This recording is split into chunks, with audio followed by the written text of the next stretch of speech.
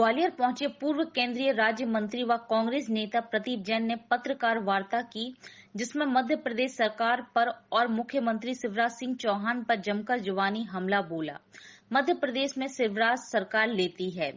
अवैध toll tax लिए प्रदीप जैन ने कहा है कि मध्य प्रदेश में 47 वैध और 17 अवैध टोल नाके हैं, जहां टोल नाके से खाली ट्रक निकलवाने के 1500 रुपए और माल भरे हुए ट्रक 3500 रुपए लिए जाने का आरोप लगाया है। उन्होंने आगे बताया, यही वजह है कि केंद्रीय परिवहन मंत्री नितिन गडकरी को भी इसकी रोकथाम के लिए प्रदेश सरकार को पत्र लिखना पड़ा था। प्रदीप जैन ने ग्वालियर प्रवास पर आ रहे केंद्रीय गृह मंत्री अमित शाह से इसकी रोकथाम किए जाने की मांग की है। उन्होंने केंद्रीय कृषि मंत्री पर भी आरोप लगाते हुए कहा कि किसानों के साथ भी छलावा किया गया।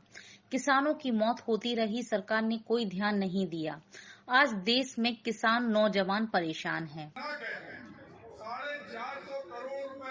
2023 में मैं समझता हूं कि सर्वाधिक सीटें चंबल संभाग से मिलेंगी। अगर 34 सीटों में 34 सीटों पर सीधे हम लड़ाई में हैं। हो सकता है कि एक दो सीटें हम किसी दूसरे दल को दें, लेकिन हमने स्वयं भी जाके दिया। अभी यहाँ तक कि हम हेमंत कटारे के नामांकन में गए थे, 10,000 से ज़्यादा लोग वहाँ पर स्वतः अपने साधनों से आए थे। वो सीट पहले कभी हम लोगों ने हारी थी, तो मुझे हर सीट पे अभी ग्वालियर की जितनी सीटें हैं आपको एक ऐतिहासिक जीत दिखाई देगी। और ये चुनाव जनता लड़ रही, ग्वालियर की जनता लड़ रही बदलाव के लिए। देखिए, हमारी पार्टी में दादागिर्दी नहीं है कि कोई दिल्ली से आके बंद कमरे में दम दे और दम देने के बाद कोई रेजिंग। हम लोग लोकतांत्रिक ढंग से है, हमारे कार्यकर्ताओं की बात हमारे नेता सुनते हैं।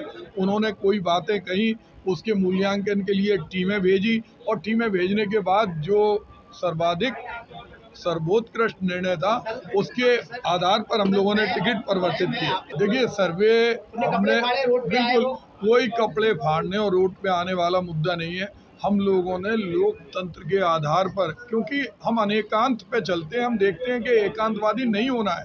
हमारा जो सर्वे पहले का था और जो विशिष्ट परिस्थितियों में कुछ समीकरण हम लोगों को समझ में आए और ये समझ में आया कि ये हमारे जो प्रत्याशी हैं ये सबको साथ में लेके चलेंगे और सरकार बनाने में मदद करेंगे।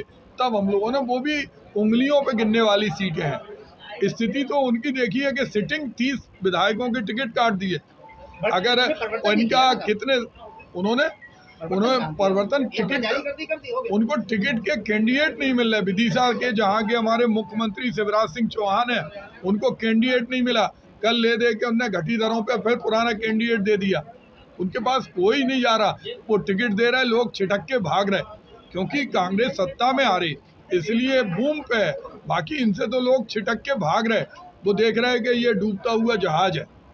कल मंजुनाथ सिरसा जी ने कमलनाथ जी को, पूरे दुनिया के लोग जानते हैं कि अदालत के निर्णय के बाद एक ऐसा व्यक्तित्व, जिस व्यक्तित्व का दूर दूर तक उससे कोई लेना देना नहीं है, उस पर टिप्पणी करना अदालत के ऊपर अपमान करने की भावना से प्रेषित किया हुआ वाक्य है। और उसमें कल हमारे जो राष्ट्रीय प्रवक्ता हैं माननीय श्री सुरेंद्र राजपूत जी, कल उन्होंने एक बहुत जोरदार ढंग से उसका खंडन किया। ये सब भारतीय जनता पार्टी द्वारा प्रायोजित है। उन्हें फोबिया हो गया, सोते उठते बैठते।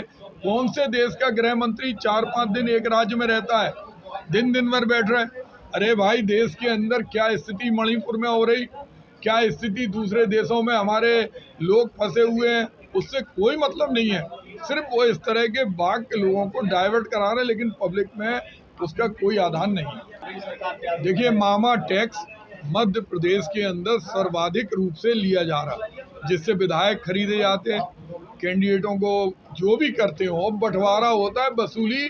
और इसको केवल सुरेंद्र राजपूत या अनुभाई जी या हमारी मीडिया सेल या हम नहीं कह रहे, इसको केंद्रीय परिवहन मंत्री नितिन गडकरी ने स्वीकारा। उन्होंने पत्र लिखा, उन्होंने पत्र में कहा ये क्या हो रहा मध्य प्रदेश में। और उसमें जो आरटीओ के बैरियर हैं, जिनका काम है कागज देखना, लोड चेक करना, पॉल्यूशन देखना और ई चेकिंग के आधार पर कोई धनराशि वसूल करना। वहाँ पर बड़े बड़े बक्से रखे रहते हैं और वो बक्से रखे रहते हैं, एक एक ट्रक से पैसा लिया जाता है। किसी खाली ट्रक है तो 1500 रुपये और भरा हुआ ट्रक है तो 4500 रुपये। ये गरीब जनता के ऊपर बोझ पड़ता है, 4500 रुपये। और प्रतिदिन 65,000 वाहन मध्य प्रदेश से गुजरते हैं, उन्हें किसी न किसी चेक पोस्ट से गुजरना पड़ता है।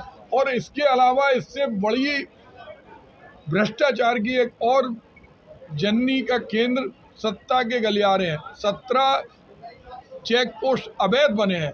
उन्होंने ट्रक रोक लेते हैं, रोकने के बाद वसूली, स्थानीय वहाँ कोई माफिया विधायक है, वो कहता हमारे सीधे मुख्यमंत्री निवास में कनेक्शन है, वो वसूल करता है। उन पर ईडी नहीं जा रही। अगर किसी भी आरटीओ के चेक पोस्ट को, मैं सम्मानित पत्रकार भाइयों से कहना चाहता हूँ, किसी भी चेक पोस्ट पे आप चले आए, एक एक चेक पोस्ट पे 50 लाख से 1 करोड़ रुपए एक जगह जाता है और जाने के बाद वो सीधा मुख्य जगह जाता है। कांग्रेस ने कम से कम दर्जनों प्रदर्शन किए। हमारी जो परिवहन शाखा है, अगर आप यूट्यूब, अभी हम आपको इसके बाद दिखा देंगे, बिल्कुल लाइव है, जिसमें आरटीओ के लोग मानने के लिए तैयार, उन्होंने पैसे वापस किए, उन्होंने पैसे निकाल के लाए। एक मैडम खड़ी हो, वो खड़ी रहती है वहाँ। इसमें एक नहीं, कम से कम 20 वीडियो अपलोड है, क्योंकि हम प्रदर्शन वहाँ डीएम कार्यालय में नहीं, हम चेक पोस्ट पे करेंगे। चेक पोस्ट पे हम लोगों ने किया और 15 महीने के शासनकाल में किसी भी ट्रक ऑपरेटर से एक भी पैसे की वसूली कमलनाथ जी के शासनकाल में नहीं हुई।